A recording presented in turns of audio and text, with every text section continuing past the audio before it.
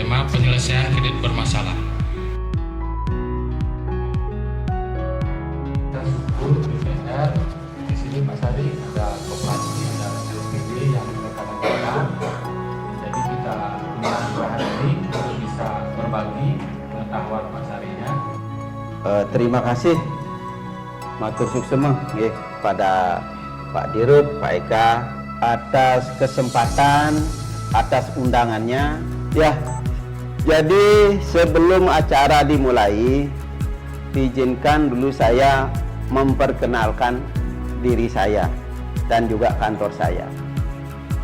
Karena kalau tidak kenal, nanti siapa saya? Saya selaku pendiri kantor Sari Lupis, sebagai advokat, sebagai konsultan hukum bank, sebagai auditor hukum. Itu kekhususan saya. Oke. Kemarin kan nasabah-nasabah tuh ngebel saya bilang, gara-gara Pak Made, banknya sekarang garang, banknya sekarang ketat. Karena apa? Dijual lelang, nggak laku, bank beli. Setelah bank beli, kosongkan eksekusi, jual. Jadi sudah ada, saya kasih contoh, perjanjian kredit itu yang digugat. Kebetulan sekali ini, putusan tadi itu yang menggugat, debitur yang menggugat. Kebetulan gugatannya di sini itu ditolak oleh pengadilan negeri. Kenapa? Karena kebetulan si debitur ini dia menggugat dalam tanda petik hanya akal-akalan aja dia biar bisa dia menunda waktu, tidak dilelang sama bank. Itu sebenarnya. Tapi bersyukur dari perjanjian yang dibuktikan di bank, di pengadilan, bank bisa membuktikan bahwa perjanjiannya itu memang sudah memenuhi syarat-syarat sahnya perjanjian, sehingga hakim harus menyatakan perjanjian itu tetap sah.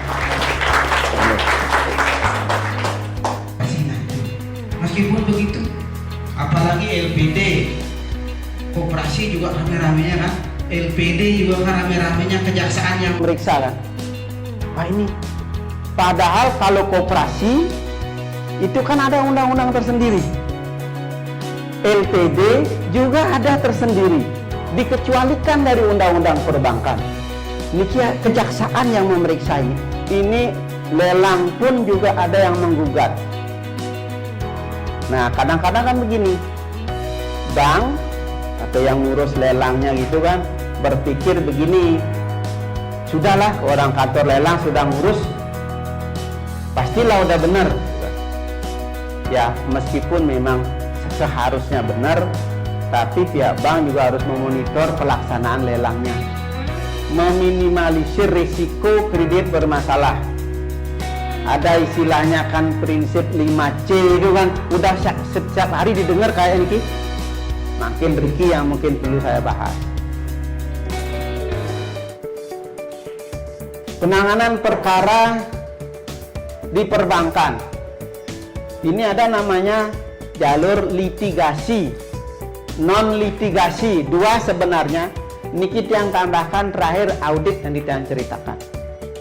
Nah, di litigasi ini, litigasi itu artinya begini Pak, prosesnya ini ke proses hukum, tata cara prosesnya itu sudah diatur di luar pengadilan. Ini kan seperti lelang. kemudian ada peraturan-peraturan dari OJK, ada keputusan-keputusan dari OJK, ada dari kepolisian, kejaksaan, itu kan kita lagi belum yang di pengadilan. Ada lagi pidana umum.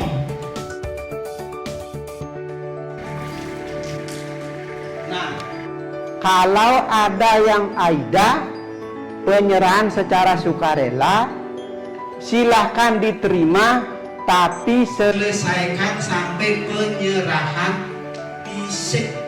Audit hukum ini bisa dijadikan bukti di pengadilan atau di instansi lain yang memerlukan apa sudah diaudit atau belum. Makanya ada keterangan sudah diaudit. kalau sudah masuk di BPR nanti, karena BPR ini sudah ketat diawasi oleh OJK dan diberikan peluang kesempatan usaha lebih lebar, artinya apa? Nggak usah lagi ragu-ragu.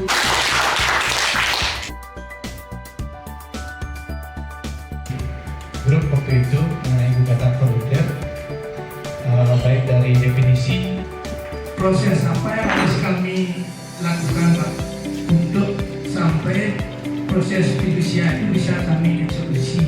Kan sejumlah tunggakan debitur, kadang-kadang debitur kalau tidak terima atas tunggakan. Tetapi kita ketahui bahwa undang-undang jaminan fidusia itu sebelumnya mengizinkan apabila terjadi uang prestasi, seandainya ada yang membeli, ada pembeli dan sudah ada putusan tetap dari pengadilan, apakah ada mungkin muncul gugatan baru dari pihak debitur untuk melakukan perlawanan?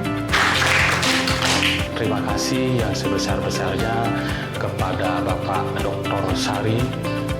Sarilo yang sudah memberikan kami pelatihan dan pendidikan terhadap pemahaman hukum, di mana materi-materi beliau telah memberikan inspirasi kepada para peserta, dan para peserta antusias, bersemangat. Buktinya ada beberapa penanya yang lain terkait dengan kasus-kasus yang dihadapi oleh BPR, LPD, dan koperasi.